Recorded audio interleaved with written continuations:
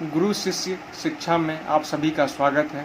आज मैं ratio and proportion का पार्ट 4 शुरू करने जा रहा हूं और उम्मीद करता हूं कि आप लोगों ने मेरा रेशियो एंड प्रोपोर्शन का पार्ट 1, 2 एंड 3 देख लिया होगा।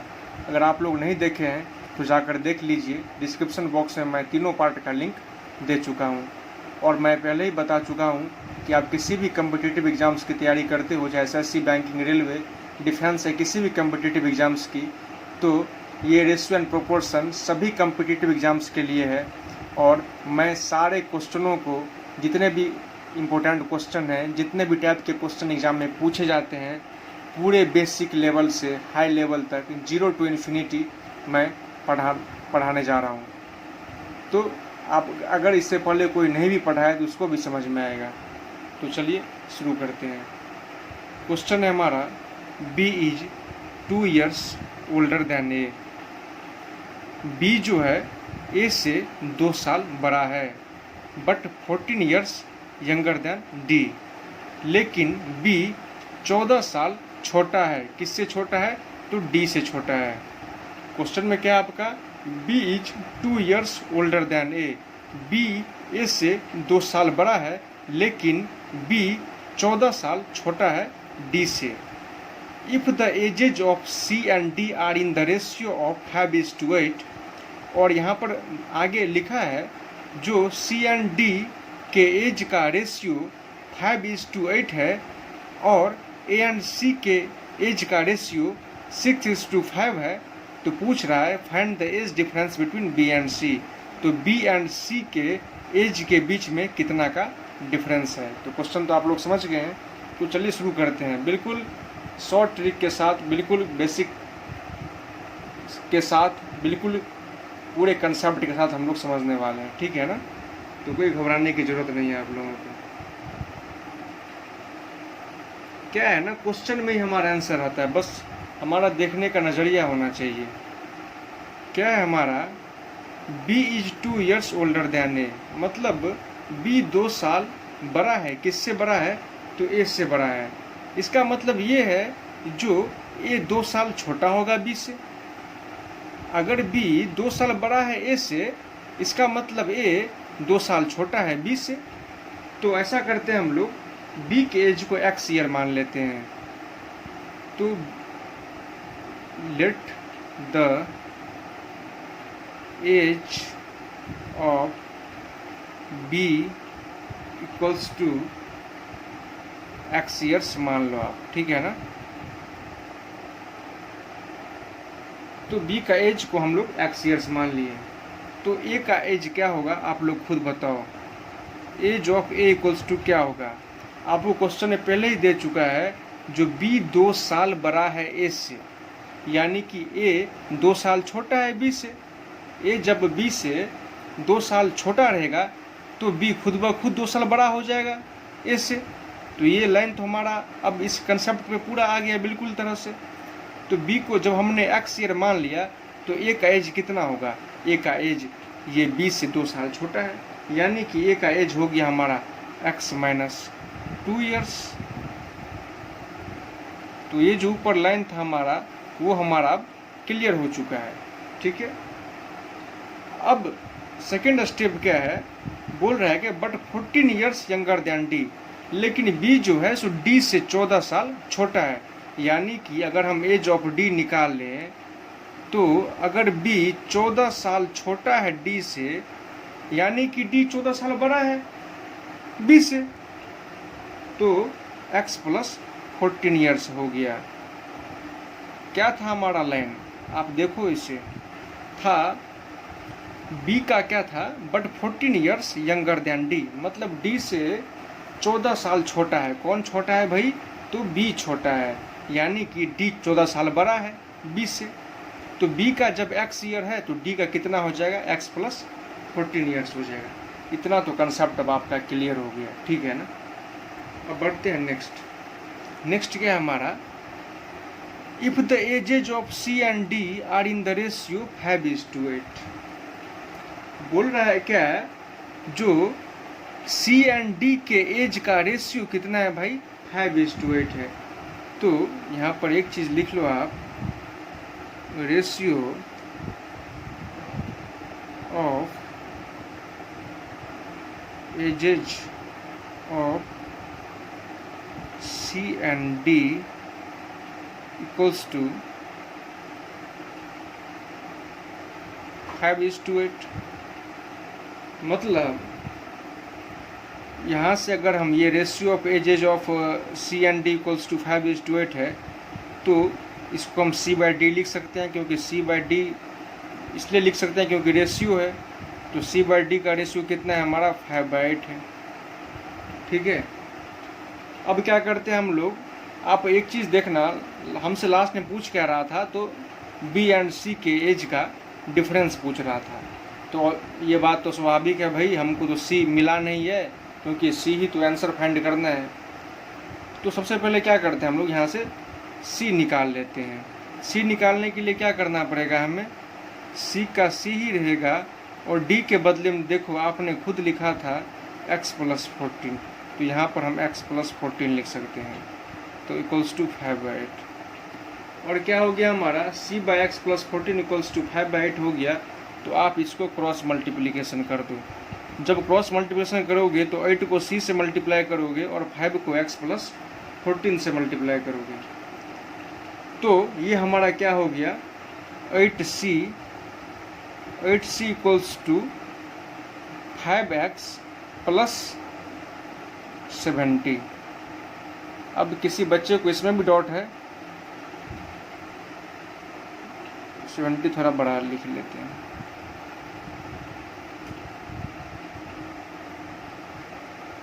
देखो मैं पहले ही बता चुका हूँ आपको, इससे पहले अगर कोई नहीं भी पढ़ा होगा तो मेरा चैलेंज है जो मैं सबको समझा सकता हूँ और मैं सबको साथ लेके आगे बढ़ूँगा।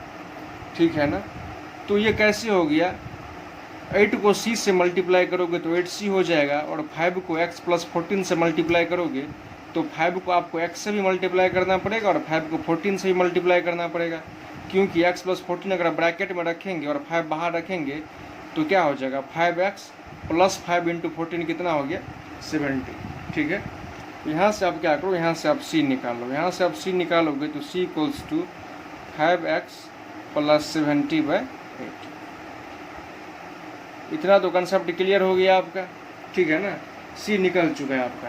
अब हम लोग बढ़ेंगे नेक्स्ट पे। नेक्स्ट क्या लिखा हुआ है हमारा, ये तो 5:8 वाला हमारा क्लियर हो गया।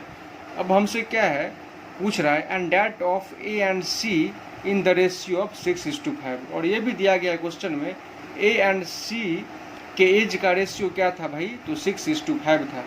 ठीक है, तो जैसे इसको हम लिखे हैं उसी तरह हम इसको भी अब लिख लेंगे। तो थोड़ा हम इसको इरेज करते हैं, आप लोग तो क्वेश्चन लिख चुके होंगे ना, तो इसको अब इरेज कर देते हैं और बढ़ते हैं नेक्स्ट स्टेप में। ठीक है, अब आप लिख लो सेकेंड स्टेप वाला, now age ratio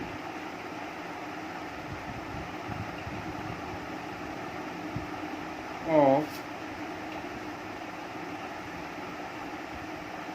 A and C equals to 6:5 है।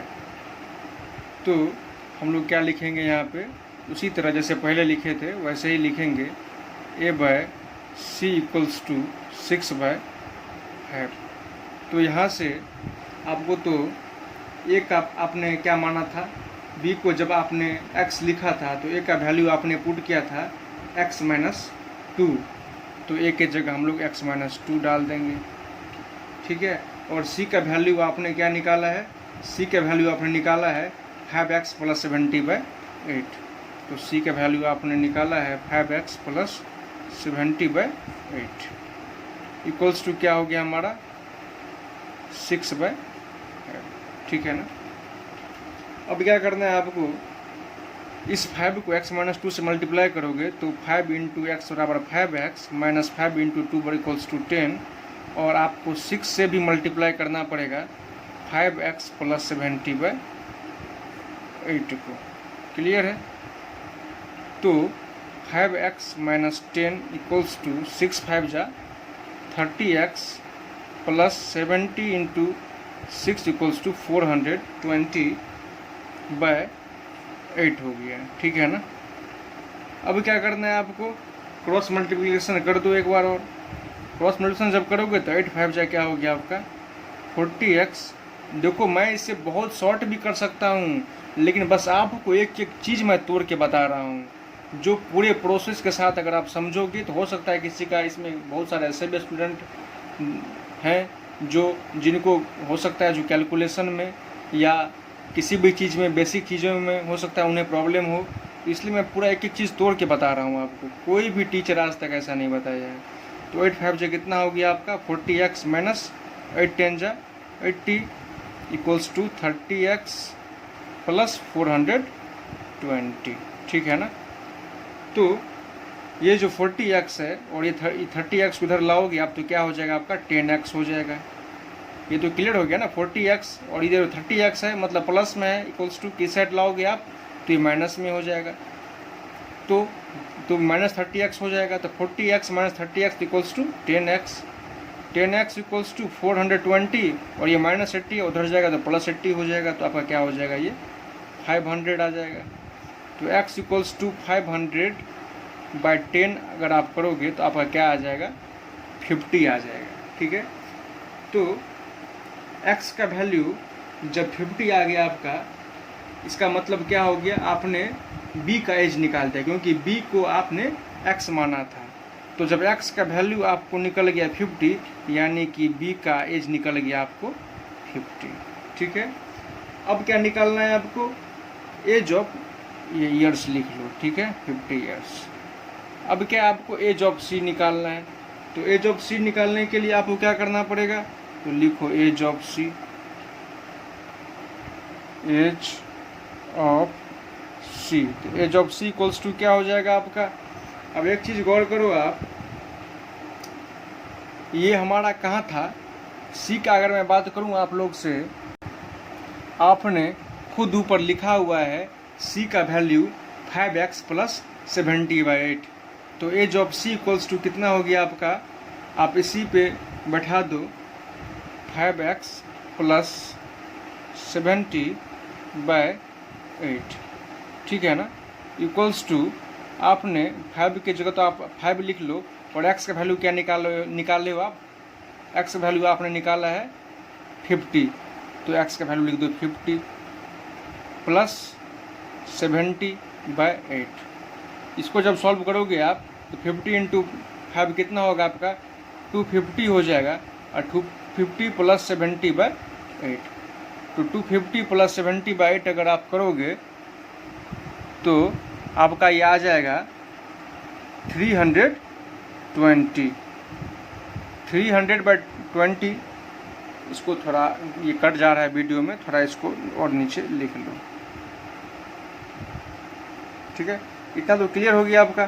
तो आपका ये क्या हो गया आपका, मैं ऊपर में ही लिख दे रहा हूँ, 250 प्लस 70 अगर ऐड करोगे तो हो जाएगा 320/8। 320/8 और क्या हो जाएगा आपका 40 आ जाएगा। ठीक है ना। तो मतलब आपको c का एज भी निकल गया 40 ईयर्स। तो अब क्वेश्चन में देखो, क्वेश्चन में तो यही तो बोल रहा था आपसे, जो difference between b and c, b and c के एज के बीच में जो डिफरेंस है, कितना अंतर है वो निकालो। तो देख लो आप, ऑलरेडी आपका b का एज निकल चुका है 50 ईयर्स, c का निकल चुका है 40 ईयर्स। तो दोनों के बीच का एज डिफरेंस कितना है, तो दोनों के बीच का एज डिफरेंस का मैं अगर बात करूं तो 50 माइनस 40 इक्वल्स टू 10 ईयर्स। कोई दिक्कत समझने में आप लोग को, कंसेप्ट क्लियर हो गया। मतलब दोनों के बीच का एज का अंतर क्या है, तो 10 ईयर। किस दोनों के बीच के अंतर, तो b एंड c के बीच के अंतर कितना है 10 साल है दोनों के एज के का अगर मैं बात करूं तो। ठीक है ना। तो कंसेप्ट क्लियर हो गया आप लोग को। आप लोग से क्वेश्चन में यही पूछ रहा था, find the age difference between b and c। मतलब b एंड c के बीच में एज का कितना अंतर है, तो b एंड c के बीच में एज का अंतर भाई 10 साल है। कंसेप्ट क्लियर हो गया आप लोग को। तो चलिए बढ़ते हैं नेक्स्ट क्वेश्चन के तरफ। क्वेश्चन है हमारा, RS 170 is to be divided among 55 persons, men and women. The ratio of the total amount of money received by man and women is 9:8, but the ratio of the money received by each man and women is 3:4, find the number of man and women.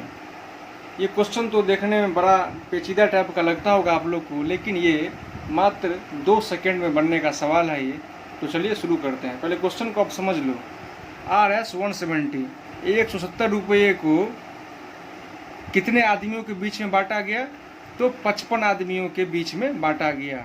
55% के बीच में बांटा जाना है, ठीक है ना। तो जब आप बांटोगे तो, और ये जब बांटा गया तो इसमें महिलाएं भी थी और पुरुष भी थे। टोटल 55% हैं, उसमें मैन भी है और वुमेन भी है, ठीक है ना। The ratio of the total amount of money received by man and women is 9:8। बोल रहा है क्या? टोटल अमाउंट ऑफ मनी जो कि मैन एंड वुमेन के द्वारा रिसीव किया गया है उसका रेशियो है 9:8। सेकेंड स्टेप है, but the ratio of the money received by each man and women is 3:4। लेकिन जो मनी रिसीव्ड हुआ है मैन के द्वारा और वुमेन के द्वारा, लेकिन कितने मैन और वुमेन के द्वारा? तो ईच मैन एंड वुमेन, मतलब प्रत्येक पुरुष और प्रत्येक महिलाएं का मतलब ये हो गया, जो एक पुरुष और एक महिलाओं के बीच में जो मनी रिसीव्ड किया गया है वो है 3:4। मतलब प्रत्येक महिला और प्रत्येक पुरुष के बीच में जो मनी रिसीव्ड हुआ है उसका रेशियो है 3:4। तो पूछ रहा है find number of man and women, तो महिलाएं और पुरुष का संख्या बताइए। तो चलिए शुरू करते हैं। बहुत छोटा सा ये सवाल तो लग रहा है पेचीदा, लेकिन मात्र चुटकियों का सवाल है ये। सबसे पहला बात, आप एक चीज़ बताओ मुझे, जब यहाँ पर दिया है the ratio of the total amount of money received by man and women is 9:8, और प्रत्येक व्यक्ति मतलब प्रत्येक आदमी और महिलाओं के बीच में और पुरुष और महिलाओं के बीच का रेशियो देखें प्रत्येक का 3:4 है।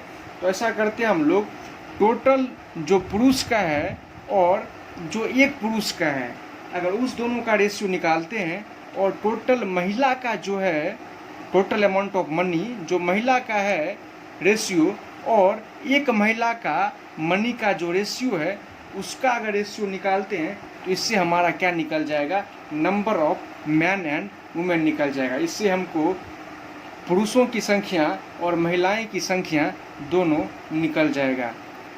तो यहाँ पर जब दिया गया है जो ratio of the total amount of money received by man and women is 9:8, तो ऐसा करते हैं, ये सबसे पहले बात क्या है? मैन आया हुआ है, मतलब ये मैन के लिए है, और ये वुमेन है तो ये वुमेन के लिए है। ये मैन के लिए है और ये वुमेन है लास्ट में, तो वुमेन के लिए है। तो total amount of money received by man कितना है? 9, ठीक है ना। But the ratio of the money received by each man, मतलब एक आदमी का क्या है आपका? 3।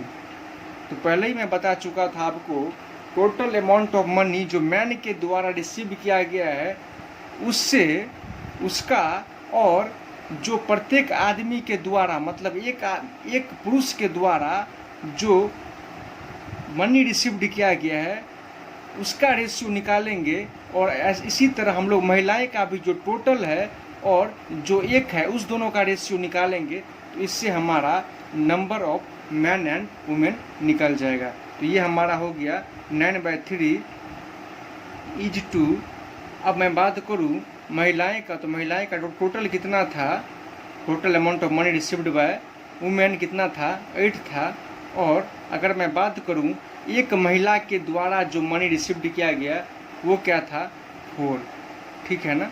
तो अब तो हमको टोटल भी पुरुष का भी पता चल गया, महिला का भी पता चल गया, सॉरी मतलब एक आदमी के पुरुष का भी पता चल गया, इधर भी हमारा टोटल महिला का पता चल गया और एक महिला का पता चल गया।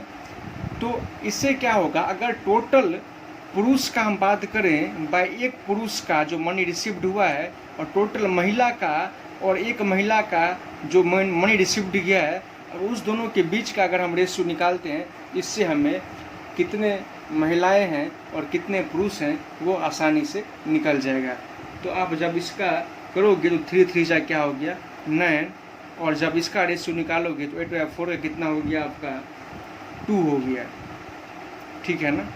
लेकिन एक चीज़ आप गौर करना, ये कितने टोटल कितने पर्सन्स के बीच में इसे बांटना था, कितने इंसानों के बीच में इसे बांटना था, तो ये 55 पर्सन्स के बीच में बांटना था, तो ये है 55। देखो कितना छोटा सा ट्रिक है, ये एसएससी में पूछा गया क्वेश्चन है इस तरह का। तो जब ये 55 है और ये 5 पर 5 ये रिपीट हो रहा है और 2 डिजिट का है, तो ऐसा करते हैं हम लोग भी इस पर रिपीट कर देते हैं, 2 पर 2 रिपीट कर देते हैं और 3 पर 3 रिपीट कर देते हैं। यही हमारा आंसर हो गया, ठीक है। मतलब find the number of man and women का बात करें तो क्या आ गया हमारा 33, और ये हमारा महिलाएं का कितना आ गया 22, ठीक है। यही संख्या हो गया, पुरुष का संख्या हो गया 33 और महिलाएं का संख्या हो गया 22। तो चलिए आप लोग तो ये चीज़ समझ गए होंगे, और इस तरह क्वेश्चन एग्जाम में आए तो आप इसी तरह से बना देना। बिल्कुल ट्रिकी क्वेश्चन है ये सब, ज़्यादा कुछ करने की ज़रूरत नहीं है, आसानी से बनने वाला ये सब क्वेश्चन है। तो चलिए बढ़ते हैं नेक्स्ट क्वेश्चन के तरफ। क्वेश्चन है हमारा, the ratio of 2 number is 1:2। If 7 is added in both number then ratio become 3:5, then find the number, then find this number. तो क्वेश्चन में कह रहा है 2 नंबर का रेशियो है 1:2। If 7 is added in both number, अगर 7 को इन दोनों नंबर में जोड़ा जाए तो रेशियो क्या बन जाएगा 3:5, देन फाइंड दिस नंबर। इस नंबर को फाइंड करने के लिए बोल रहा है। तो बस ये छोटे से सवाल हैं ये, लेकिन बार बार एग्जाम में पूछे जाते हैं, फिर भी ये स्टूडेंट गलत करते हैं। तो चलिए आज इसको इस तरह से बना लें जो कभी ज़िंदगी में गलत ना हो। The ratio of 2 number is 1:2 है, ठीक है ना। तो ऐसा करते हैं हम लोग, एक नंबर को हम x मान लेते हैं सबसे पहला बात। तो जब रेशियो ऑफ 2 नंबर इज 1:2, तो एक नंबर अगर हमारा x हो गया तो दूसरा नंबर क्या हो गया हमारा 2x हो गया। अब बहुत सारे स्टूडेंट को हो सकता है इसमें प्रॉब्लम हो, भाई ये x क्यों लिख दिए यहाँ पर और यहाँ पर 2x क्यों लिख दिए। तो आप खुद देख लो, आपके जो 2 नंबर हैं उसका रेशियो है 1:2। मतलब अगर आप 1:2 को इस तरह से लिख लो, एक को x लिख लो और एक को 2x लिख लो, तो कोई फ़र्क नहीं पड़ता है, क्योंकि जब इसको आप x मान लो, इसको आप x भी यहाँ पर से x के मल्टीप्लाई करोगे 2 को, तो क्या हो जाएगा आपका 2x हो जाएगा, होगा कि नहीं होगा।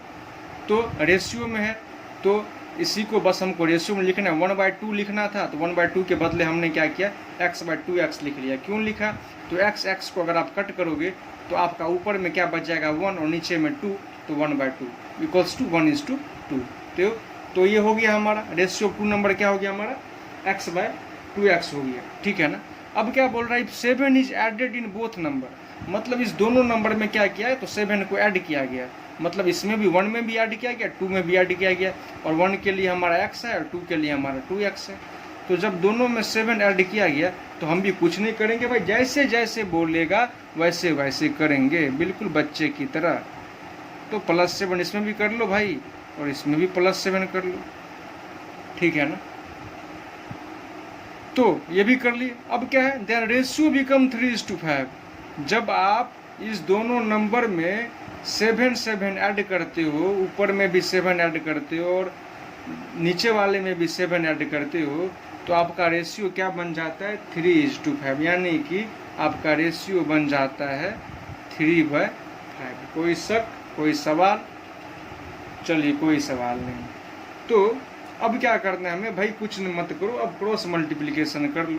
इसको जब क्रॉस मल्टीप्लिकेशन करोगे तो 5 × x क्या हो गया आपका 5x, प्लस 7 × 5 क्या हो गया आपका 35, इक्वल्स टू 3 × 2x कितना हो गया आपका 6x, और प्लस 7 × 3 कितना हो गया आपका 21। तो 5x और इधर क्या है आपका 6x, इधर क्या है 35, इधर क्या है 21। तो ऐसा करते हैं ये 35 और प्लस 21 जब इक्वल्स टू के इस साइड आ जाएगा तो क्या हो जाएगा हमारा -21 इक्वल्स टू 6x का तो 6x ही रहेगा, लेकिन ये 5x है मतलब ये प्लस 5x है।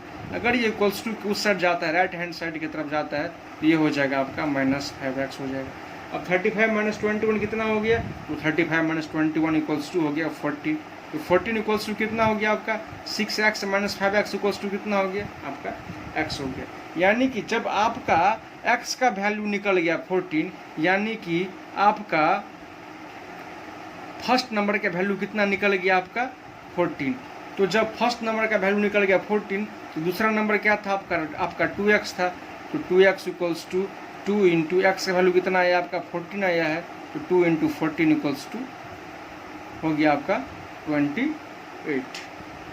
ठीक है ना, बस कुछ नहीं करना था, बस यही करना था। हमें दोनों नंबर पूछा, दोनों नंबर वो कौन है, तो दोनों नंबर एक को तो हमने x लिया था, एक को हमने क्या किया था 2x लिया था। जब x का वैल्यू निकल गया आपका 14, तो 2x बराबर कितना हो गया 2 इंटू 14 इक्वल्स टू 28 आपका आंसर हो गया। तो इस तरह क्वेश्चन बार बार NTPC में, SSC में पूछे जाते हैं, बार बार रेलवे के एग्ज़ाम में भी। NTPC हो गए, चाहे ग्रुप D हो गए, चाहे SSC के CHSL में या CGL में, बार बार इस तरह के क्वेश्चन पूछे जाते हैं। तो उम्मीद करता हूँ जो अब आप लोगों को इस क्वेश्चन को आंख बंद करके भी बना दोगे तो सही ही होगा। और बढ़ते हैं नेक्स्ट क्वेश्चन की तरफ, उससे पहले मैं एक चीज़ आप लोग को बता रहा हूँ, अगर अभी तक आप मेरे चैनल को सब्सक्राइब नहीं किए हैं तो आप सब्सक्राइब कर लीजिए और बेल आइकन पर क्लिक करना बिल्कुल मत भूलिए, और मेरे वीडियो को शेयर कीजिए। और मैं सारा कुछ आपको जनरल कंपटीशन का जितना भी चीज़ है, जितना भी सिलेबस है, चाहे आप SSC की तैयारी करते हो, बैंकिंग, रेलवे, डिफेंस या central and state civil services exams का तैयारी करते हो आप, तो मैं सारा चीज़ एक एक चीज़ पूरे कंसेप्ट के साथ basic level to high level पूरा देने वाला हूँ। ठीक है ना, तो कोई घबराने की ज़रूरत नहीं है, बस आप मेरे साथ बने रहिए और बस सक्सेस हासिल कीजिए लाइफ में। बढ़ते हैं नेक्स्ट क्वेश्चन के तरफ। बस जो क्वेश्चन आप आगे किए थे वही क्वेश्चन सेम इसमें भी है, बस थोड़ा सा अंतर है। मैं सोचा ये भी करवा दूँ आपको क्योंकि आपके लिए अच्छा रहेगा। 2 number are in the ratio of 3 and 5 या 3:5, कुछ भी लिख लो आप। 2 नंबर का रेशियो है 3:5 if 9 is subtracted from both the number. अगर दोनों नंबरों से 3 से भी और 5 से भी कितना सब्ट्रैक्ट किया जाएगा, मतलब 9 सब्ट्रैक्ट किया जाएगा, मतलब 9 घटाया जाएगा, तो रेशियो कितना हो जाएगा 12:23। तो आपसे पूछ रहा है नंबर क्या है वो। क्वेश्चन समझ गए ना आप लोग। 2 नंबर के बीच का रेशियो 3:5 है। If 9 is subtracted from both the number, अगर इस दोनों नंबरों से 9 सब्ट्रैक्ट किया जाए, मतलब 3 से भी 9 सब्ट्रैक्ट किया जाए और 5 से भी 9 सब्ट्रैक्ट किया जाए, तो रेशियो क्या हो जाता है 12:23। तो पूछ रहा है द नंबर इज, तो नंबर क्या है। तो बस अकॉर्डिंग टू क्वेश्चन के अनुसार हम लोग जैसे पहले किए थे बस वैसे ही करना है। क्वेश्चन में क्या है हमारा, 2 नंबर का रेशियो कितना है भाई 3 and 5। तो ऐसा करते हैं 3 को हम 3x मान लेते हैं, 3 को 3x मान लेते हैं, और ये 5 जो है हमारा इसको हम 5x मान लेते हैं। ठीक है ना। If 9 is subtracted from both the number, दोनों नंबर से कितना सब्ट्रैक्ट किया जाएगा भाई, अगर 9 सब्ट्रैक्ट किया जाएगा मतलब -9 और -9। ठीक है, तो रेशियो कितना हो जाएगा 12:23, मतलब 12/23। क्लियर है। बस उसी तरह आप क्या करो, तो इसको इससे क्रॉस मल्टीप्लिकेशन कर दो, इसको इससे क्रॉस मल्टीप्लिकेशन कर दो। तो जब आप क्रॉस मल्टीप्लिकेशन करोगे तो 23 × 3 कितना हो गया आपका 69, और x है तो 69x माइनस, अगर आप बात करो आप 23 इंटू, अगर यहाँ पर अगर आपका 9 आ चुका है तो 23 × 9 हो गया आपका 207। ठीक है, इक्वल्स टू 12 × 5x कितना हो गया आपका 60x माइनस 12 × 9 कितना हो गया आपका 108। तो ऐसा करो आप 69x का 69x रहने ही दो, और ये 60x इसको इधर लाओगे तो क्या हो जाएगा आपका -60x हो जाएगा, इक्वल्स टू -108 जो है आपका, ये -108 तो रहेगा ही, बस क्या हो जाएगा आपका, ये -207 है, ये आपका हो जाएगा +207। क्लियर है। अब आपका क्या हो गया, 69x माइनस 60x बराबर कितना हो गया आपका 9x हो गया, और 9x बराबर कितना हो गया आपका 99, तो x बराबर कितना हो गया आपका, x बराबर आपका हो गया 11। तो x का वैल्यू जब 11 निकल गया तो आपका क्या था, पूछा है द नंबर इज, नंबर कितना है, और आपने क्या किया था, तो दो नंबर का रेशियो कितना था क्वेश्चन में 3 और 5, तो इसको आपने 3x और 5x लिखा था। जब आपको x का वैल्यू निकल गया 11, तो ये 3x कितना हो गया आपका, 3x equals to 11 into 3 equals to आपका हो गया 33, और 5x है तो बराबर 5 इंटू 11 कितना हो गया आपका 55। ठीक है ना, 3 इंटू 11 लिखो या 11 इंटू 3 लिखो, बात बराबर ही है। तो आपका दोनों नंबर जो दोनों संख्या है वो क्या है, एक संख्या आपका 33 और एक संख्या क्या है आपका 55, तो दोनों निकल गया आपका। ठीक है ना, तो बस इस तरह क्वेश्चन रहेगा, तो बस हम चुटकियों में कर देंगे। और आज के लिए इतना ही, फिर मिलते हैं नेक्स्ट पार्ट में, और देखिए वीडियो को और शेयर कीजिए, सब्सक्राइब कीजिए। ठीक है, धन्यवाद, जय हिंद।